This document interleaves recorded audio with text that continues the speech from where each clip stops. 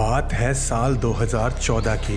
हमारे देश में अभी अभी एक बहुत ही बड़ा सत्ता परिवर्तन हुआ था और हर तरफ बस नए दौर और उम्मीदों की बात हो रही थी। और ठीक उसी समय पे अर्जुन और उसके 3 दोस्तों के साथ कुछ ऐसा घट जाता है जिसके बाद उनकी जिंदगी हमेशा के लिए बदल जाती है। दोस्तों, अर्जुन उम्र 32 साल और जिंदगी वही जो हम सभी की है, ऑफिस, ट्रैफिक, EMI का झंझट और बस वीकेंड का इंतजार हमेशा। लेकिन पिछले कई सालों से अर्जुन अक्सर अपने फोन में एक फोटो को खोलता और जूम करके घंटों बस उस फोटो को देखता रहता। दरअसल वो फोटो एक कैंप फायर की है जो कि अनफॉर्चुनेटली अर्जुन और उसके 3 दोस्तों का लास्ट ग्रुप ट्रिप था। उस फोटो में 5 लोग हैं, पर नोट करना इस बात को कि अर्जुन कहता है कि वो तो बस 4 गए थे उस ट्रिप पे, और जो ये 5वां है ना दोस्तों, ये पूरी कहानी उसी के इर्द गिर्द घूमने वाली है। और एक बात मैं आपसे बोलना चाहता हूँ कि इस कहानी को सुनने के बाद आप कभी भी अपने किसी भी ग्रुप फोटो को उस नज़र से नहीं देख पाओगे जैसे अब देखते हो। कहानी की शुरुआत होती है एक व्हाट्सएप ग्रुप से जिसका नाम था पहाड़ चलो यार। अब आगे की कहानी को शुरू करने से पहले मैं थोड़ा सा आपको इन दोस्तों के बारे में बता दूं। दरअसल ये चारों दोस्त स्कूल टाइम से साथ थे। सबसे पहला अर्जुन, हमारी आज की स्टोरी को भेजने वाला।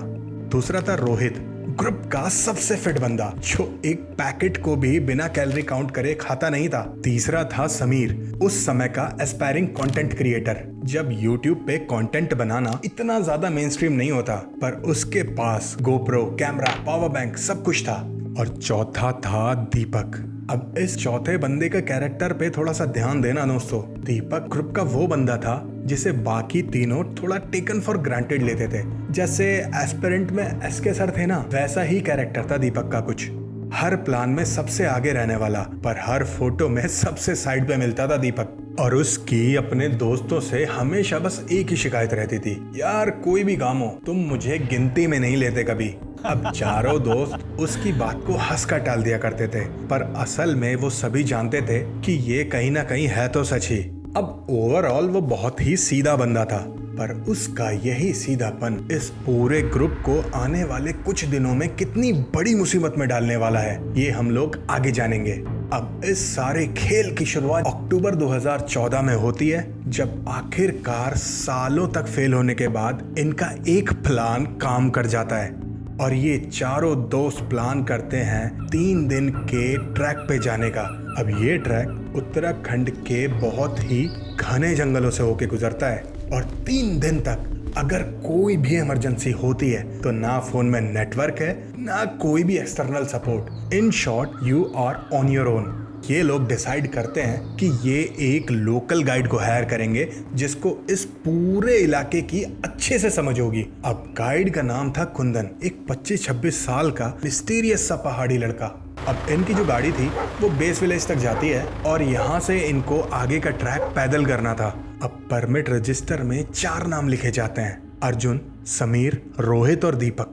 अब उस गांव के आखिरी घर के बाहर एक अजीब सा दिखने वाला बुजुर्ग व्यक्ति बैठा होता है, और वो इन लोगों को देखते ही एक एक करके इनको गिनना शुरू कर देता है। 1 2 3 4 और 5 लोगों को ट्रैक पर ले जा रहा है कुंदन। तू जरा इनका ध्यान रखना, ये ट्रैक बहुत ही धोखेबाज है। अब उसकी इस बात पे रोहित हंसते हुए बोलता है, बाबा 4 लोग हैं हम, गिनती कमजोर है आपकी लगता है। बूढ़ा कोई जवाब नहीं देता और बड़बड़ाते हुए अंदर जाने लगता है अपने घर के।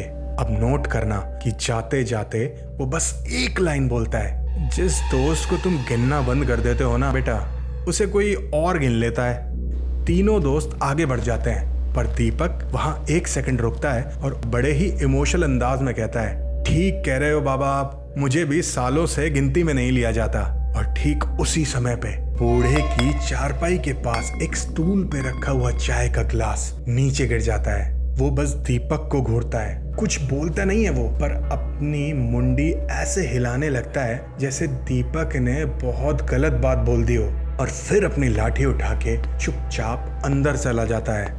उस वक्त दीपक को लगता है कि ये बूढ़ा सटिया गया है, पर असल में वो बुजुर्ग इंसान कुछ ऐसा समझ गया था उस वक्त जो वहां पर खड़ा हुआ कोई भी इंसान नहीं समझ पाया था।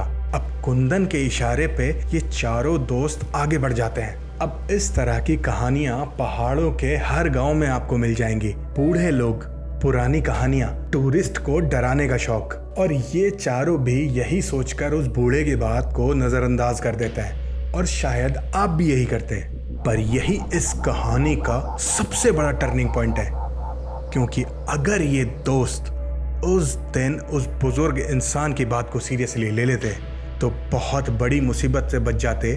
अब पहला दिन एकदम नॉर्मल था।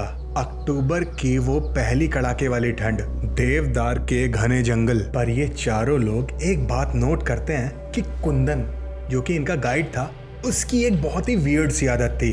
वो हर ब्रेक पर बार बार इन लोगों की गिनती कर रहा था और पूछे जाने पर कहता था कि पहाड़ों का सीधा सा नियम है भैया जी, जितने लोग ऊपर चढ़े हैं उतने ही लोग नीचे भी आने चाहिए। पर ये लोग नोट करते हैं कि उसकी ये आदत थोड़ी सी कंपल्सिव थी, यानी कि जरूरत से थोड़ा ज्यादा। पर ये लोग ये सोच के उस बात को नजरअंदाज करते हैं कि शायद वो ओवर कॉशियस हो रहा है इनकी सेफ्टी को लेकर। और शाम को पहले दिन का कैंप सेटअप होता है, खाना बनता है और कुंदन प्लेट्स लगाता है। और यहाँ नोट करना दोस्तों, कुंदन इनके सामने 5 प्लेट्स लगा देता है। समीर मजाक बनाता है, तेरी गिनती खराब हो गई है क्या कुंदन? हम तो 4 ही हैं दोस्त, तूने 5 प्लेट्स क्यों लगा दी? कुंदन उस प्लेट को देखता रह जाता है और फिर हंसते हुए बोलता है, आदत है भैया जी, अक्सर एक प्लेट फालतू ही लगा देता हूँ मैं। पर बोलते समय उसके एक्सप्रेशंस थोड़े से वियर्ड थे और ये बात अर्जुन नोट कर लेता है। पर उस वक्त किसी ने भी ये बात नहीं पूछी कि जो लड़का गिनती को ही अपना धर्म मानता था वो एक प्लेट कैसे फालतू लगा सकता है। अब रात को कैंप फायर जलाई जाती है और वही सब बातें होती हैं जो हर ट्रिप पे होती हैं, पुराने किस्से, कॉलेज की बातें और 2-2 पैग मारना। कुंदन उस वक्त वहाँ नहीं था। खाना निपटा के वो अपने टेंट में जा चुका था और जैसे ही सब पास आके बैठते हैं, दीपक हल्के मजाक पर सच में बोलता है, यार इस बार की गिनती में मुझे जरूर लेना। सब हंस देते हैं, किसी ने ध्यान नहीं दिया, हमेशा की तरह। अब ये छोटी सी बात याद रखना दोस्तों, आगे काम आने वाली है। फ्लैश चमकता है, फोटो आ जाती है, पर देखता कोई भी नहीं क्योंकि ठंड बढ़ रही थी उस वक्त और सभी अपने अपने टेंट में चले जाते हैं। अब रात के 2:30 बजे अर्जुन की आंख खुलती है तो वो वही करता है जो हम सभी करते हैं जब हमें नींद नहीं आ रही होती। वो कंटेंट क्रिएटर अपना फोन उठाता है और दिन में ली हुई फोटोज को एनालाइज करने लगता है और तभी उसके सामने वो फोटो आ जाती है जो उसने लास्ट में ली थी, वो कैंप फायर वाली फोटो। पर वो एक चीज नोट करता है कि आग के उस बार उनके ग्रुप से थोड़ा ही दूर एक आदमी जैसी फिगर बैठी हुई थी, पीठ कैमरा की तरफ थी उसकी। एक सेकंड के लिए अर्जुन की जान में जान आती है कि यार ये तो कुंदन था, पर अगले ही पल उसका दिमाग ठंडा पड़ जाता है क्योंकि कुंदन तो फोटो खींचने से पहले ही अपने टेंट में जा चुका था और ये जो इंसान था उसकी कद काठी कुंदन से कहीं ज्यादा बड़ी थी। अब अगली सुबह अर्जुन सबसे पहले वो फोटो रोहित को दिखाता है और रोहित उसे हंसी में उड़ा देता है, या तो तेरा कैमरा खराब है या फिर तू खुद एडिट करके हमें डराने की ये कोशिश कर रहा है। कॉलेज की तेरी आदत अभी तक गई नहीं। हाँ। और फिर वो फिरकी लेते हुए बोलता है, और अच्छी बात है ना, जैसे 2 से भले 3 होते हैं वैसे ही 4 से भले 5, और अब बर्तन धोने और टेंट लगाने के लिए हमारे पास एक और इंसान है। अब ये बात 2014 की है दोस्तों, और उस जमाने के फोन्स के कैमरा नाइट में ग्रेन, धब्बे और अजीब फ्लेयर्स ही देते थे, तो कैमरा ग्लिच वाली बात सभी को एकदम रीजनेबल लगती है, हम भी मान लेते, राइट? पर 2 लोग थे उस वक्त वहां जो उस फोटो पे हंस नहीं रहे थे। एक था कुंदन जिसने फोटो देखी पर कुछ बोला नहीं, बस चुपचाप सबके बैग उठा के चलना शुरू कर दिया उसने। और दूसरा था दीपक जो उस फोटो को बाकी सबसे थोड़ी ज्यादा देर तक देख रहा था। पर उस पॉइंट के बाद कुंदन की गिनती की फ्रिक्वेंसी और ज्यादा बढ़ जाती है। शाम को कैंप सेट होता है, टेंट्स लगते हैं और वही नॉर्मल कैंप फायर। और उस शाम समीर ने एक काम किया, ऊपर आसमान बिल्कुल साफ था, शहर की रोशनी से दूर मिल्की वे साफ दिख रहा था और कंटेंट क्रिएटर ऐसा नजारा कहाँ छोड़ने वाला था। उसने अपना कैमरा एक पत्थर पे सेट किया और पूरी रात का टाइम लैप्स लेने के लिए सुधार दिया। पर उस रात कैंप नंबर 2 में वो होता है जिसके बाद इस कहानी की डायरेक्शन ही बदल जाती है। रात के 3 बजे समीर की नींद खुलती है, गला सूख रहा था उसका हाई एलिवेशन में क्योंकि प्यास बहुत ज्यादा लगती है दोस्तों। वो आधी नींद में बोलता है, यार दीपक पानी की बोतल कहाँ है? क्योंकि उस टेंट में बस वो और दीपक ही सो रहे थे। और तभी किसी ने एक बॉटल उसके हाथ पे रख दी। समीर थैंक्स बोलता है, पानी पीता है और सो जाता है। एक नॉर्मल सी बात, राइट? अब अगली सुबह ट्रैक स्टार्ट करने से पहले समीर दीपक से बोलता है, थैंक्स भाई रात को पानी देने के लिए, बहुत तेज प्यास लग रही थी मुझे। दीपक चाय पीता पीता रुक जाता है बीच में और उसकी तरफ देखते हुए बोलता है, मैं तो रात भर उठा ही नहीं था, मैंने कब पानी दिया तुझे? और यहाँ पे सबसे डरावनी बात ये नहीं थी कि बोतल किसने पकड़ाई, सबसे डरावनी बात ये थी मेरे दोस्त कि जिस किसी ने भी वो बोतल पकड़ाई थी वो उस वक्त टेंट के अंदर था, समीर से एक हाथ की दूरी पर। उसी सुबह नाश्ते के बाद समीर अपना गोप्रो में रात की फुटेज को चेक करने लगता है। घंटों तक कुछ नहीं दिखता, हवा, धुंध, टेंट और मिल्की वे। पर फिर रात के 3:07 पे कैमरा हिलता है। कोई फ्रेम में नहीं आता, जैसे किसी ने उसे अपने सर पे लगा लिया हो। और फिर वो चलते चलते समीर के टेंट के अंदर चला जाता है। उसके बाद पूरी फुटेज में बस एक ही फ्रेम था, सोता हुआ समीर एकदम पास से। रात भर उस फुटेज को देखकर समीर की हालत खराब हो जाती है। पूरी रात कोई उसके टेंट के अंदर बैठ के उसे देख रहा था और इस फुटेज में एक मैसेज था, जैसे वो चीज कहना चाहती हूँ इन लोगों को, मुझे पता है कि तुम मुझे ढूंढ रहे हो पर मैं तो हर वक्त तुम लोगों के साथ ही हूँ। समीर ने वो फुटेज उस दिन किसी को नहीं दिखाई, पर एक हिसाब उसके मन में दिन भर चलता रहा। रात के 3 बजे उसी टेंट के अंदर किसी ने उसके हाथ में बोतल पकड़ाई थी और वही चीज फिर उसके सिरहाने बैठकर उसको देखती रही। वो अंदर ही थी पूरी रात।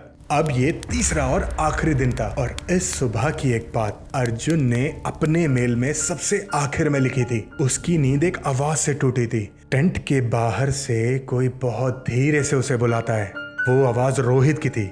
अर्जुन हिम्मत करके टेंट की जिप खोल के बाहर झांकता है। घनी धुंध, बुझी हुई कैंप फायर, पर वहां कोई नहीं था। और रोहित, वो तो उसके बगल में सो रहा था खर्राटे लेते हुए। पर तभी उसकी नजर एक चीज पे पड़ती है। कैंप से कुछ ही दूरी पर घनी धुंध में कोई खड़ा था। अर्जुन ने गौर से देखा, वो दीपक था। इस हाड़ जमा देने वाली ठंड में सुबह के अंधेरे में वो अकेला खड़ा था वहां पर, खाई में देखता हुआ। उस वक्त अर्जुन की हिम्मत नहीं होती बाहर जाने की। वो चुपचाप अपने टेंट में छुप जाता है। निकलते वक्त धुंध पिछली रात से भी कहीं गुना ज्यादा थी। कुंदन साफ बोलता है, सब एक लाइन में चलेंगे, कोई अकेला नहीं होगा। पर चढ़ाई पे ग्रुप टूट ही जाते हैं दोस्तों, हमेशा होता है, राइट? रोहित हमेशा की तरह सबसे आगे था, फिर समीर, फिर उसके बाद कुंदन और उसके बाद अर्जुन। सबसे पीछे था दीपक और हमेशा की तरह किसी ने पीछे मुड़कर देखा भी नहीं कि वो साथ है या नहीं। और अर्जुन को याद है कि उस धुंध में कोई उसके साथ चल रहा था, कदकाठी एकदम अर्जुन जैसी, धीमी आवाज में बात करता हुआ। कॉलेज की बातें, पुराने किस्से जो सिर्फ रोहित जानता था, और कुछ तो ऐसी बातें भी जो अर्जुन ने किसी को नहीं बताई थी। और बात करते करते करीब 20 मिनट बाद वो आगे निकल जाता है और धुंध में गायब हो जाता है। ऊपर पहुंच के धुंध हल्की होती है और रोहित वहां पहले से बैठा था समीर के साथ। अर्जुन ने उसके कंधे पे हाथ रख के बोला, अच्छा हुआ तू मेरे पास पीछे आ गया था, मैं पिछले 3 दिन से बहुत ही वियर्ड फील कर रहा हूँ। It really means a lot to me मेरे भाई। पर रोहित ने उसे ऐसे देखा जैसे वो पागल हो। भाई मैं तो पूरे रास्ते सबसे आगे था, कुंदन से पूछ ले तू, तेरा दिमाग तो नहीं खराब हो गया है? अब ये बात सुन के अर्जुन का दिमाग सुन पड़ जाता है। वो कौन था जो पिछले 20 मिनट से उसके साथ चल रहा था? और उससे भी बड़ा सवाल कि उसको अर्जुन के वो राज कैसे पता थे जो उसने किसी को नहीं बताए थे। रोहित को लगता है कि अर्जुन उसका मजाक उड़ा रहा है और यहीं से वो खेल शुरू होता है जो उस एंटिटी का असली मकसद था, इन दोस्तों के बीच में फूट पड़वा देना। उस शाम कैंप पे सारी बातें एक साथ टेबल पे आती हैं। अर्जुन की फोटो, समीर की बोतल और अब ये 20 मिनट का वो हमसफर जो रोहित नहीं था। सिर्फ समीर चुप रहा।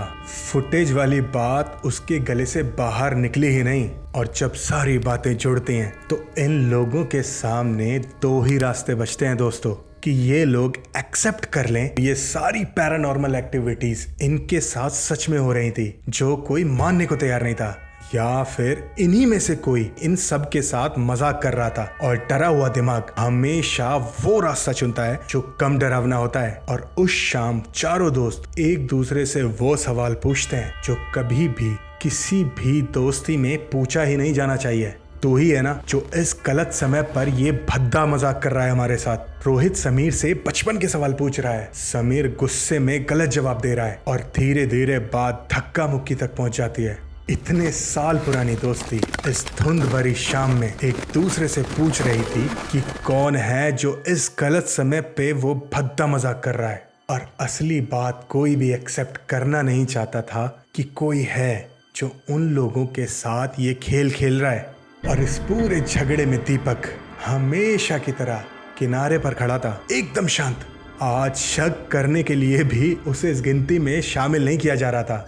इस पॉइंट तक आते आते उनका पूरा ग्रुप समझ चुका था कि कुछ तो गड़बड़ हो रही है इनके साथ, बस कोई भी उसे एक्सेप्ट नहीं करना चाहता था। और उस रात डिनर के बाद दीपक बहुत देर तक अकेला बैठा रहता है, बुझती हुई आग को देखता रहा, बस जैसे किसी का इंतजार कर रहा हो। और उसी रात रोहित की नींद खुलती है। उस रात टेंट में उसके साथ दीपक था और दीपक नींद में बड़बड़ा रहा था। रात में बड़बड़ाना दीपक की पुरानी आदत थी, पर आज कुछ अलग था।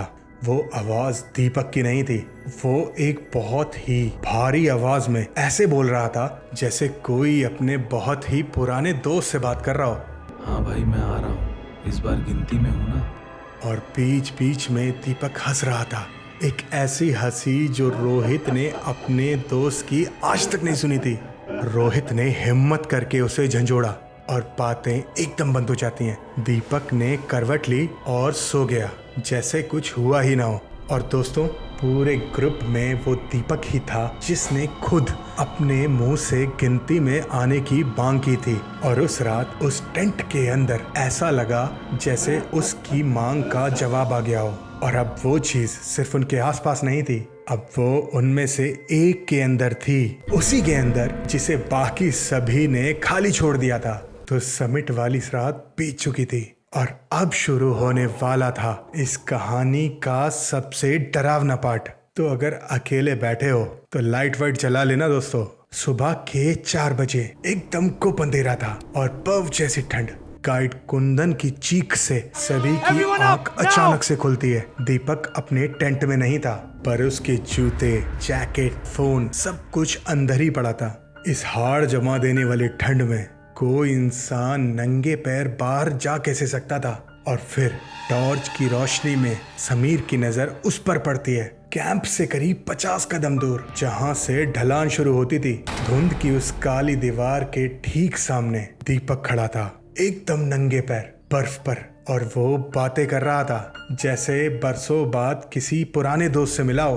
अब वो चारों उसके पास भाग के जाते हैं। रोहित उसके कंधे पे हाथ रखता है। दीपक, क्या कर रहा है भाई? इतनी ठंड में नंगे पैर खड़ा है। दीपक धीरे से पलटता है। वो दीपक का चेहरा जरूर था, पर उसके पीछे से कोई और झांक रहा था। उसकी गर्दन एक अजीब से एंगल पे झुकी हुई थी, जैसे किसी ने उसे ऊपर से पकड़ा हो। आंखों की पुतलियां सुई की नोक जैसी छोटी हो रही थी और वो हंस रहा था, इतनी चौड़ी मुस्कान जैसे कोई इंसान हो ही ना। और इतने में दीपक बोलता है, पहले धीमी, कांपती और डरी हुई आवाज में, यार ये मुझे बुला रहा है। और फिर उसी सांस में, उसी मुंह से एक और आवाज निकलती है, एक भारी खोखली आवाज। तू ही तो मेरा सबसे अच्छा दोस्त है भाई, तुझे मैं रोज गिनता हूँ और तुझे अपने साथ लेकर जाऊंगा।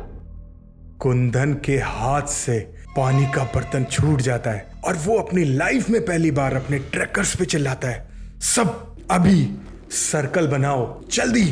अब जो आगे होता है दोस्तों, अगर हेडफोन में सुन रहे हो ना तो वाकई संभल के। कुंदन दीपक को घसीट के बीच में लाता है और वो चारों उसके चारों तरफ घेरा बना लेते हैं। अंधेरा बहुत ज्यादा था इस वक्त और धुंध बहुत ज्यादा घनी। कुंदन जोर से चिल्लाता है, एक एक करके अपना नाम बोलो। अर्जुन, रोहित, समीर। और फिर लंबी चुप्पी के बाद भी कोई आवाज नहीं आती। तब रोहित उसे झंझोड़ता है और तब दीपक धीरे से बोलता है, दीपक। सब सही, राइट? पर तभी दीपक ने दोबारा मुंह खोला फिर, और इस बार उसकी अपनी आवाज नहीं थी। वही भारी और डरावनी आवाज में बोलता है, मोहन। अर्जुन ने अपने मेल में लिखा। भाई वो आवाज दीपक के मुंह से जरूर निकली थी, पर वो दीपक नहीं था, कोई और था जो अब हमारे बीच में खड़ा हुआ था, दीपक की शरीर के अंदर। और इस एक शब्द के साथ चारों ने अपनी जिंदगी की सबसे डरावनी चीज देखी।